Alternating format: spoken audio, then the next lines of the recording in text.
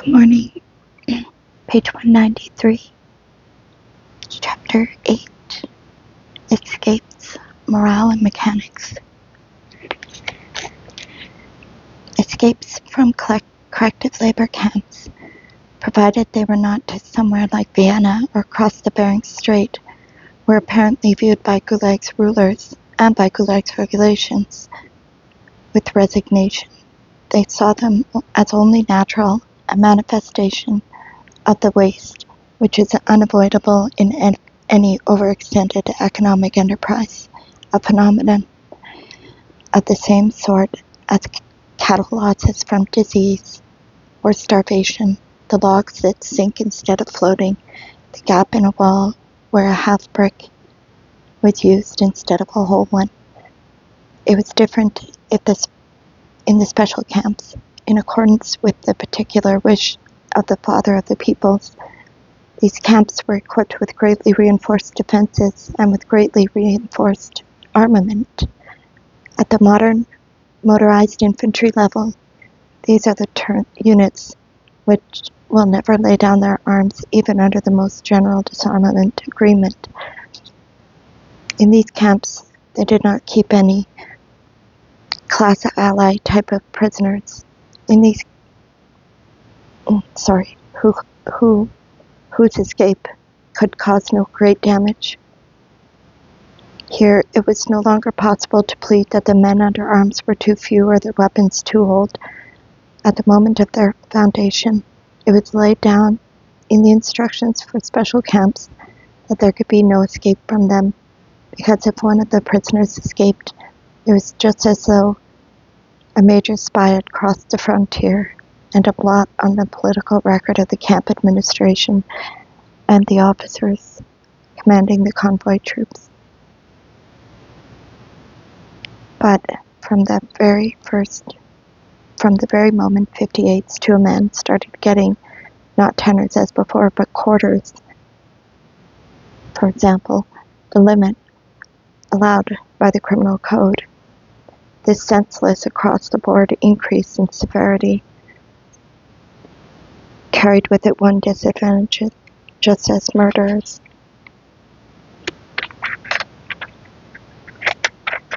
were deemed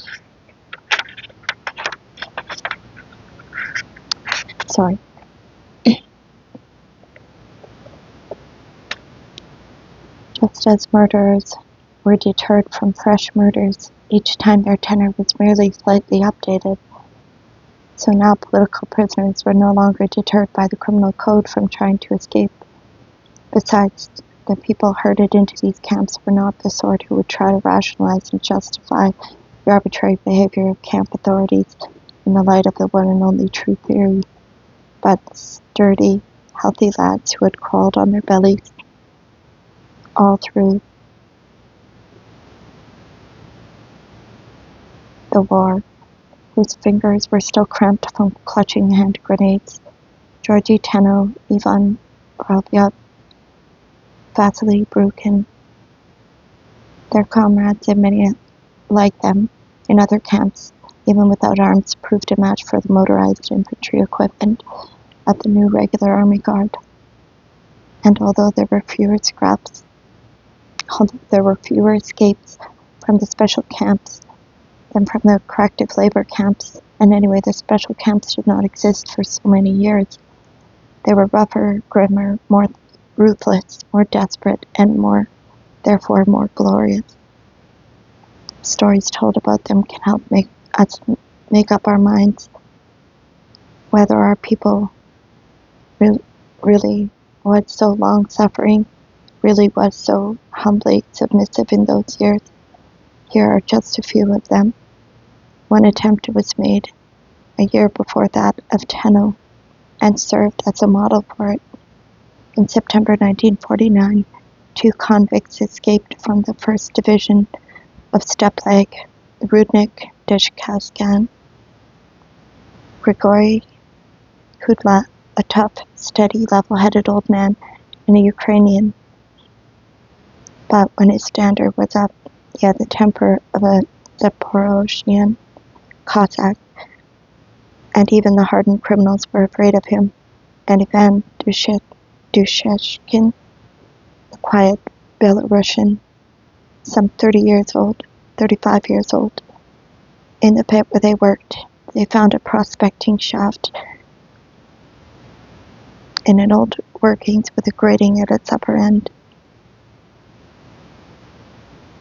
When they were on the night shift, they gradually loosened this grating, and at the same time, they took into the shaft dried crusts, knives, and a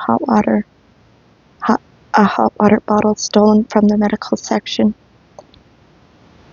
On the night of their escape attempt, once down the pit, each of them separately informed the foreman that he felt unwell, couldn't work, and would lie down a bit. At night there were no mortars underground. The foreman was the sole representative of authority, and he had to bully discreetly or else he might be found with his head smashed in. The escapers filled the hot water bottle, took their provisions, and went into the prospecting shaft. They forced the grating and crawled out. The exit turned out to be near the watchtower, but outside the camp boundary, they walked off unnoticed from Dezhkazgan. They bore northwest through the desert. They lay down in daytime and walked at night. Not once did they come across water. Then after a week, Dusheshkin no longer felt like standing up. Gulag got him on his feet, with the hope that there might be water in the hills ahead. They dragged themselves that far, but the hollows held no water, only mud. When Dusheshkin said, "I can't go on anyway, cut my throat and drink my blood." "You moralists, was that the right thing to do?" Gulag too could no longer see straight. Dusheshkin was going to die. Why should Gulag perish too? But if he found water soon afterward, how could he go? How could he live with the thought of Dusheshkin for the rest of his days? "I'll go on a bit," Gulag decided, "and if in the morning I come back without water, I'll put him out of his misery. And we needn't both perish." Gulag staggered to a hillock, saw a cleft in it, and just as in the most improbable of novels, in the cleft there was water. Gulag slithered into it, fell flat on his face, and drank. Only in the morning had he eyes for the tadpoles and the water weed in it. He went back to Dusheshkin with a hot water bottle full. "I brought you some water." "Yes, water." Dusheshkin couldn't believe it, drank and still didn't believe it. For hours he had been imagining that he was drinking. They had dragged themselves as far as the cleft and stayed there drinking. When they had drunk, hunger set in. The following night they climbed over a ridge and went down into a valley, like the promised land, with river, grass, bushes, horses, life. When it got dark, Kudia crept up to the horses and killed one of them.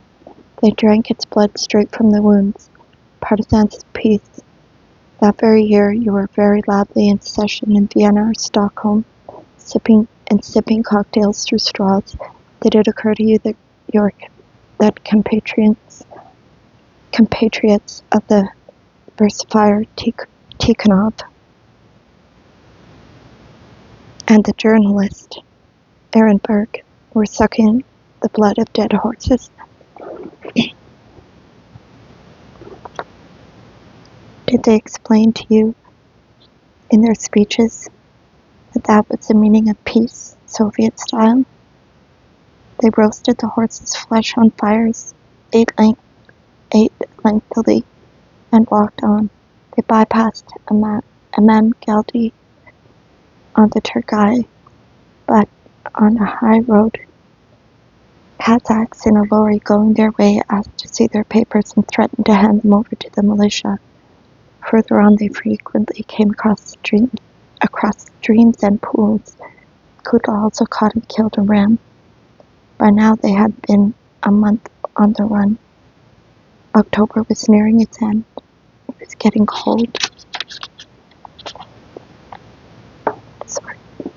Excuse me.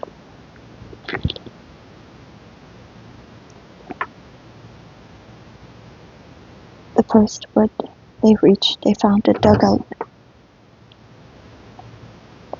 and set up house in it. They couldn't bring themselves to leave this land of plenty, that they settled in such surroundings that their native places did not call to them or promise them a more peaceful life, meant that their escape lacked a goal and was doomed to fail. At night they would raid the village nearby, filch a pot or bread in a pantry for flour, salt, and axe, some crockery. Inevitably the escaper, like the partisan, soon becomes a thief, preying on the peaceful folk around him. Another time they took a cow from the village and slaughtered it in the forest. But then the first snow came, and to avoid leaving tracks, they had to sit tight in their dugout. Kudla went out just once for brushwood, and the forester immediately opened fire on him. "So you're the thieves, are you? You're the ones who stole the cow?" Sure enough, traces of blood were found around the dugout. They were taken to the village and locked up. People shouted that they should be shot out of hand, and no mercy should be shown to them. But an investigating officer arrived from the district center with a picture sent around to assist in the nationwide search, and addressed the villagers.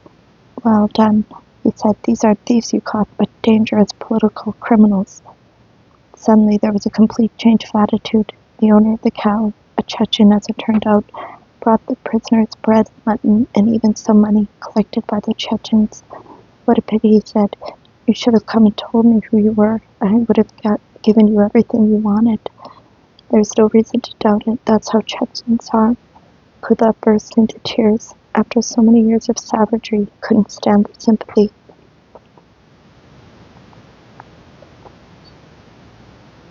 Prisoners were removed to Kustanai and put on a railroad jail, where their captors not only took away the Chechens' offerings and pocketed it, but gave them no food at all. Did Kornechuk tell you a story at the Peace Congress? Did Kornechuk tell you about it at the Peace Conference? Before they were put on the train out of Kustanai, they were made to kneel on the station platform with their hands handcuffed behind their backs. They were kept like that for some time, for the whole world to see. If it had been on a station platform in Moscow, Leningrad, or Kiev, or any other flourishing city, everybody would have passed by the gray-headed old man kneeling in manacled like a figure in a rapid picture, without noticing him or turning around to look. Publishing executives, progressive film producers, lecturers on humanism, army officers, not to mention trade union and party officials, all the ordinary, undistinguished citizens occupying no position worth mentioning, would also have tried to go by without noticing, in case the guard asked their names and made a note of them, because if you have a residence permit in Moscow, where the shops are so good, you must not take risks. Easy enough to understand in 1949, but would it have been any different in 1965? Would our educated youngsters have stopped to intercede with the escort of the gray-haired old man in handcuffs on his knees? The people of Kustanai, however, had little to lose. They were all either sworn enemies or persons with black marks against them, or simply exiles. They started crowding around the prisoners and tossing them mahorka, cigarettes, bread. Kudla's wrists were shackled behind his back, so he bent over to pick up a piece of bread with his teeth, but the guard kicked it out of his mouth. Kudla rolled over and again groveled to pick it up, and the guard kicked the bread farther away. You progressive filmmakers, when you were taking shots of offensive senior citizens, perhaps you will remember this game and this old man. The people began pressing forward and making a noise. "Let them go, let them go." A militia squad appeared. The policemen had the advantage and dispersed the people. The train pulled in and the prisoners were offloaded for transport to the Kangir jail. Escape attempts in Kazakhstan are as monotonous as the steppe itself. But perhaps this monotony makes it easier to understand the most important thing. There was another escape from a mine, also in Zhezkazgan, but in 1951 this time, 3 men climbed into an old shaft to surface at night and walked for 3 nights. Thirst made them desperate, and when they saw some yurts, 2 of them suggested that they should go over and get a drink from the Kazakhs, but Stepan refused and watched them from the hill. He saw his comrades enter a yurt and come out running, pursued by a number of Kazakhs who quickly caught them. Stepan, a puny little man, went away, keeping to the low places, and continued his fight alone, with a knife as his sole possession. He tried to make for the northwest, but was continually changing course to avoid people. He preferred wild animals. He cut himself a stick to hunt gophers and gerbilis. He would fling it at them from some distance.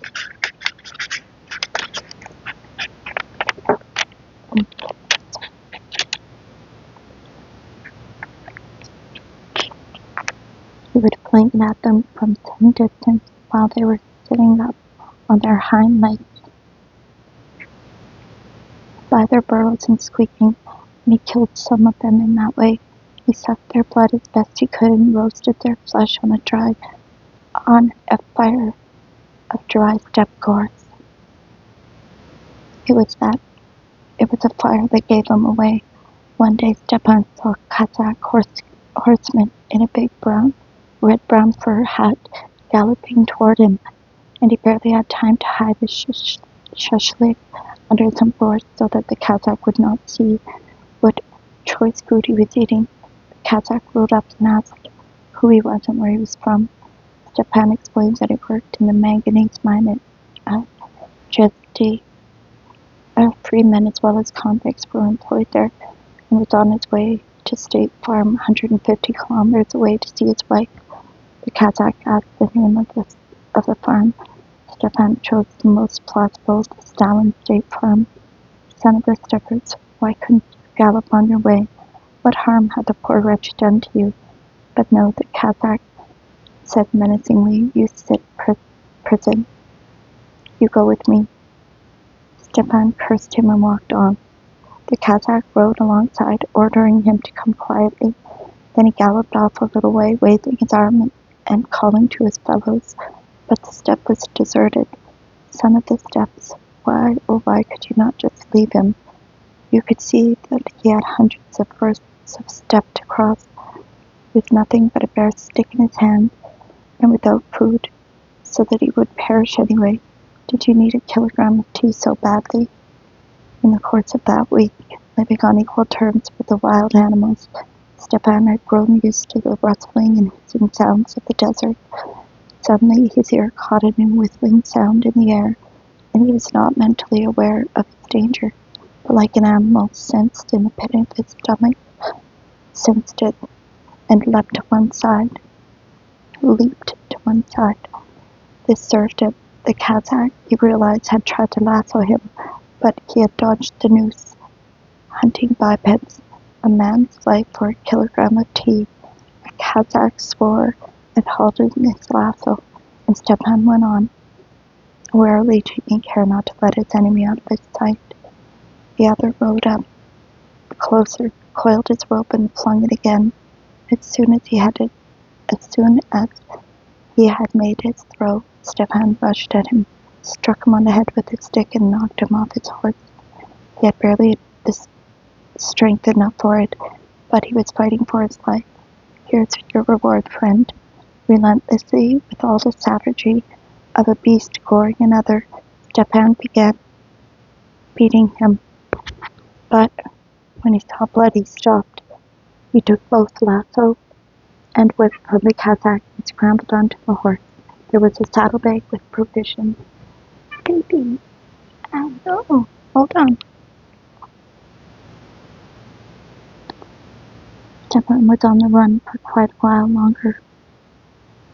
Another 2 weeks or so, but everywhere he went, he religiously avoided His worst enemies, people, his fellow countrymen, he parted with the horse, tried to swim some river or other, although he couldn't swim, tried to make a raft of rushes, and of course couldn't do that either. He hunted and got away from some large animal, perhaps a bear in the dark. Then one day, tormented beyond endurance by hunger, thirst, and fatigue, and the longing for hot food, he made up his mind to enter a lonely yurt and beg something. There was a small enclosure in front of the yurt with an adobe wall, and when he was already close to it, Stepan belatedly saw 2 saddle horses standing there, and a young Cossack in a bemedaled tunic and breeches coming toward him. He had missed his chance to run and thought he was done for. The Cossack had stepped outside for a breather. He was very drunk and delighted to see Stepan, and seemed not to notice his tattered and scarcely human appearance. Come in, be our guest." Inside the yurt sat an identical young Cossack with medals, and an old man. The 2 brothers who had seen service at the front were now both important people in Alma-Ata, and had borrowed horses from Kolkhoz to gallop over and pay their respects to their father in his yurt. These 2 young fellows had tasted war, and it had made human beings of them. Besides, they were drunk and bursting with drunken good nature, a good nature which, though he made it his business to do so, the great Stalin never succeeded in eradicating. They were so happy that another guest had joined their feast, though he was only a simple mine worker on his way to Orsk, where his wife was expecting a baby at any moment. They did not ask to see his papers, but gave him food and drink and a place to sleep. That sort of thing sometimes happens too. Is drink always man's enemy? Does it not sometimes bring out the best in him? Stepan woke up before his host, and fearing a trap in spite of everything, he went out. No, both horses were just where they had been, and he could have galloped off on one of them immediately, but he was not the man to harm kind people, and he left on foot. After a few days walking, a few more days, he started meeting cars and lorries. He was always quick enough to get out of their way.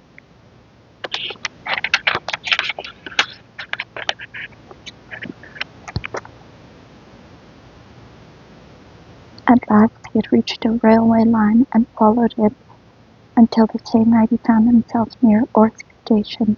All he had to do was board a train.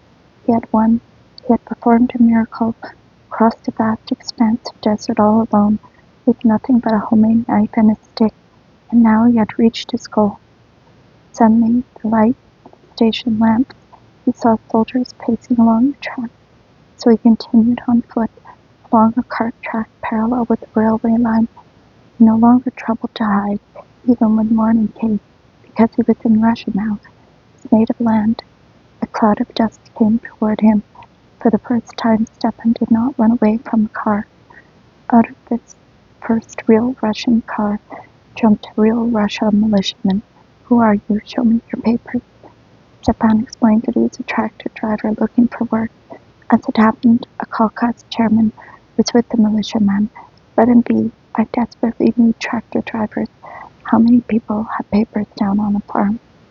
They traveled all day, haggling their way, stopping for drinks and snacks. But just before nightfall, Stepan couldn't stand any more and ran for the woods, which were some 200 meters away. The militiamen rose to the occasion and fired again. Stepan had to stop. They tied him up. It may well be that his trail was cold, that they had given him up for dead. The soldiers at Orsk had been lying in wait for someone else, but the militiaman was for releasing him,